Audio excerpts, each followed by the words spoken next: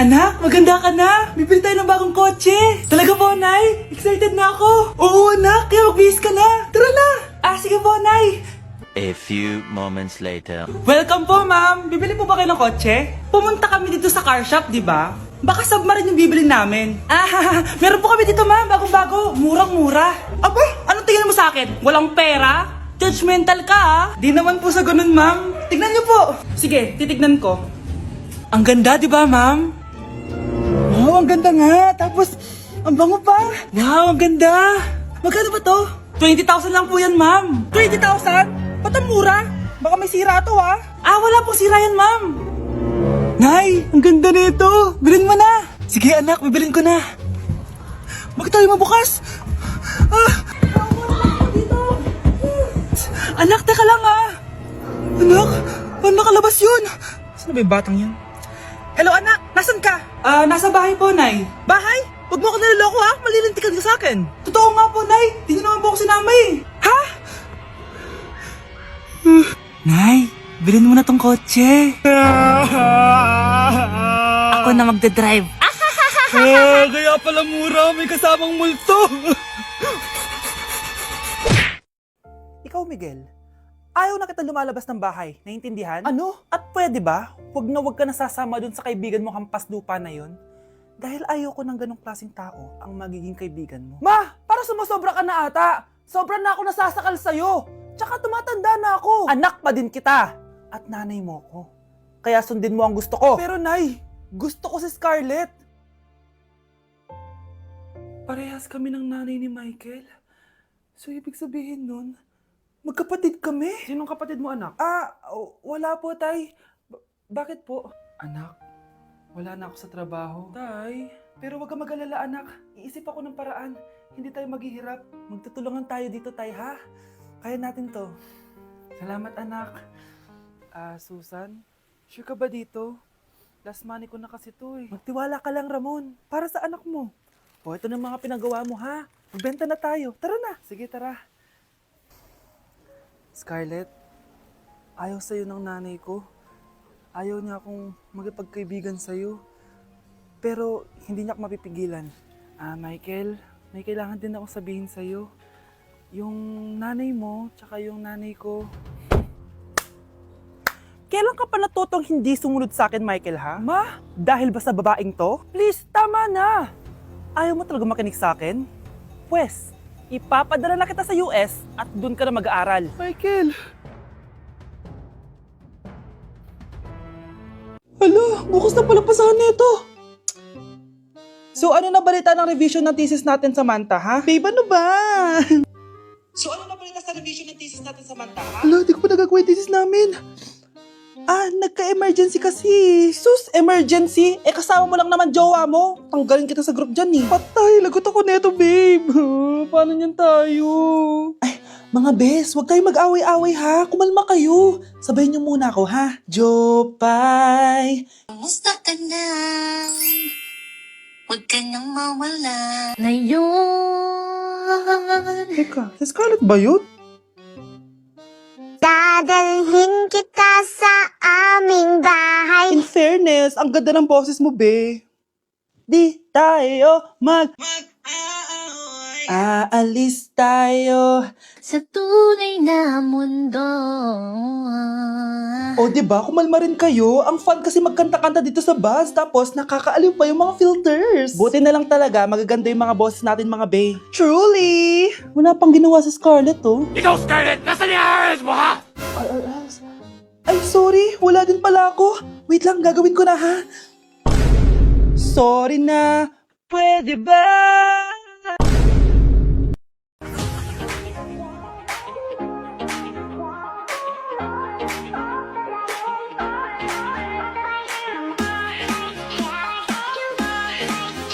Okay, next! Thank you. Naman. Sino ba siya? Sumasagi ka palagi sa utak. Next! Look, di pa nga ako tapos eh. Ba't walang magagaling? Mukhang magaling siya. Kifi! Ang Kifi ko! Anong title ng kinakanta mo, be? Kifi po yung title ng kanta. Ayan, kaka-tiktok nyo yan. Next! Sana naman maayos na yung kasunod. Zobagus. Habang tayo... excuse me lang ha. Mali ata kayo na sinalihan ng contest. Singing contest po to. Ay, akala ko po kasi X Factor. Bye-bye. Next! Ang pogi niya. Anita Maxwin. Ano daw? Anita Maxwin. Tama na to. Ayoko na. Wait lang po. Wow! Yay! Uy, mukhang magaling to kalma. Baby, kalma. Kakagising ko nga lang pala mga mare. Charot lang, kanina pa ako gising. Habang tumatae nga pala ako mga mare, bigla ako may naisip ng pagkakakitaan. Kaya naman nagpahatid na ako mga mare sa malapit na grocery sa amin. Bagong-bago nga pala itong naisip ko mga mare at wala pa nakakagawa nito.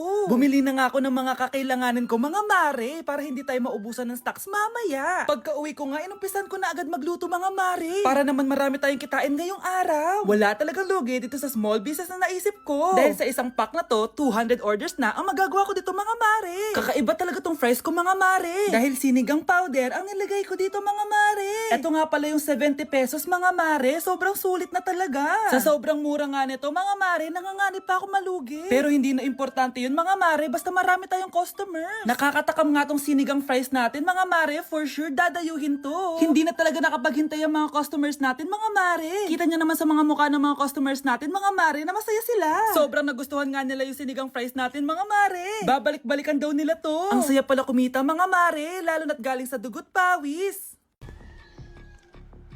Balita ko, dyan nagtatrabaho yung dati kong asawa. Siguraduhin yung masisisante nyo yan. Dahil ayaw ko ng peste sa kumpanya ng asawa ko. Naintindihan?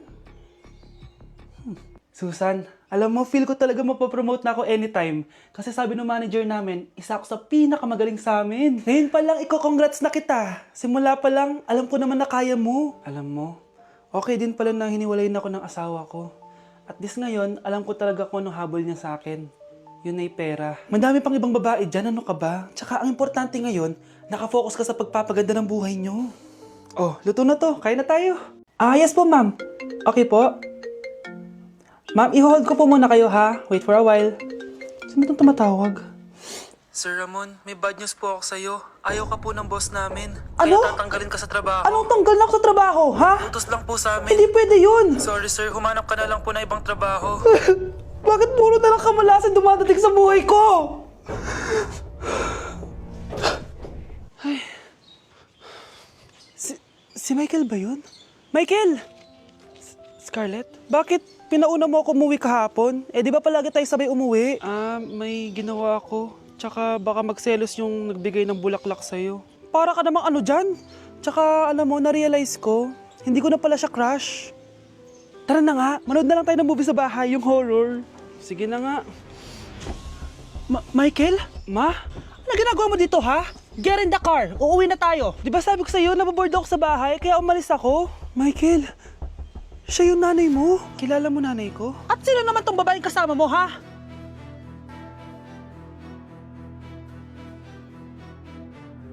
Tama na.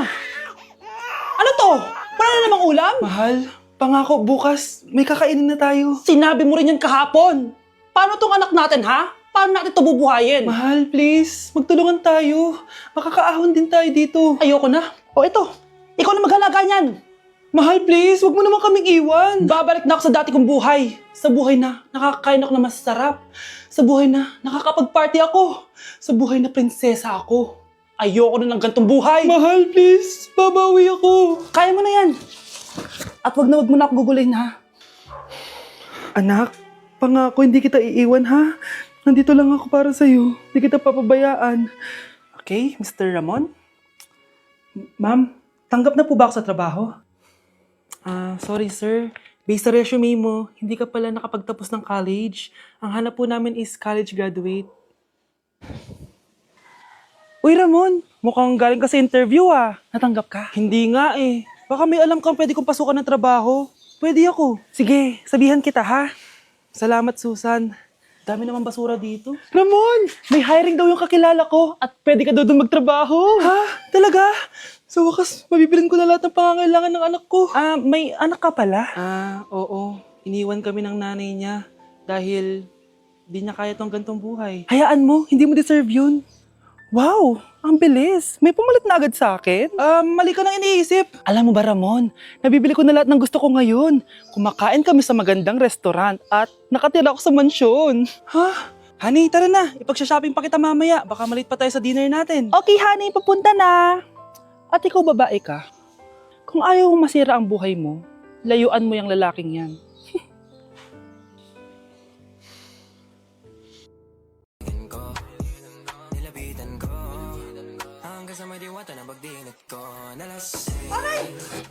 Disturb. Di ako yun Wala na nga akong kapartner. Mambabato pa kayo. Hi. Ako, pwede mo ako maging partner.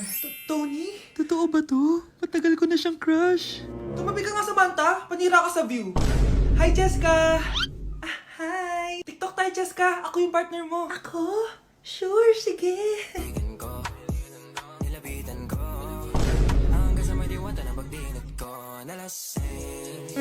Ayoko na mabuhay!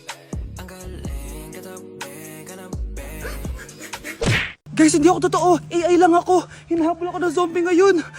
Chat, ano ba? Wala ka na ba magawa? Hi guys! Nandito ako sa space ngayon. Ayoko na dyan sa Earth. Marami kasi akong utang dyan. Alam mo bang AI ka?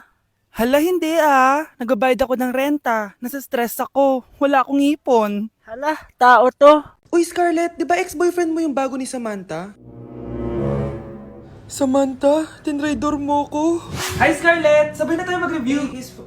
Sino ka? Lu, ako to, si Michael. Kaklase mo ako, di ba? Alam ko lahat ng sagot sa exam. Talaga ba? Sige na nga, turuan mo ako dito. Yes! Sabay tayo magiging perfect! Uy, sarap niyan Oh, mag-isa ka lang? Oo. Wala naman akong kaibigan dito Ako, pwede ba ako maging friend? Boyfriend? Ha? Ayan ka na naman Joke lang, ito naman. Kain na nga tayo. Oh, Scarlett, ano yan? Ba't ka na kasi mangot? Bagsak kasi ako sa quiz kanina. Naku, okay lang yan. Ako nga, araw-araw bagsak sa'yo Ha? Ano sabi mo? Sabi ko, smile ka na kasi pasado ka naman sa akin. Alis na ako, pasok na ako Baliw!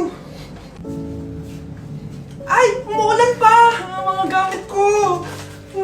Ayan, di ka kasi nagdadala ng payong. Pag ikaw nagkasakit pasalamat ka, nandito ako. Michael, ba't nandito ka pa? Hatid na kita sa bahay niyo, baka mapano ka pa. Gusto ko safe ka makauwi.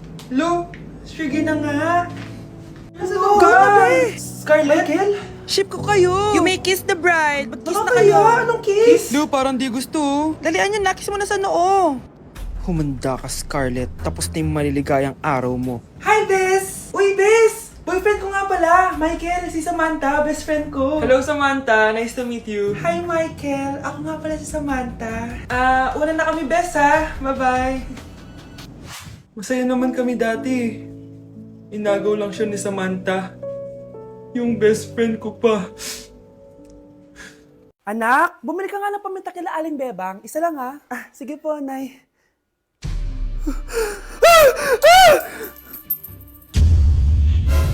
Nay, itapon mo yan!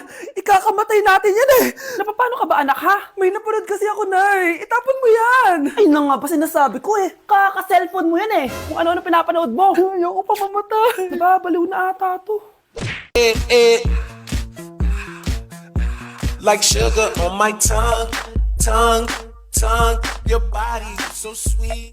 Ayan! Kaya pala ang laki ng bill ng kuryente natin. Nakabukas pala na matagal yan. Anay, uso kasi to yung sugar on my tongue. Sugar on my...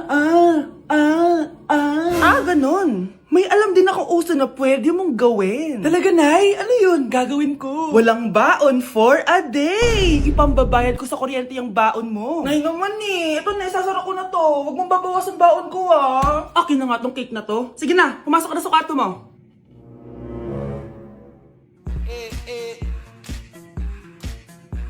Like sugar on my tongue.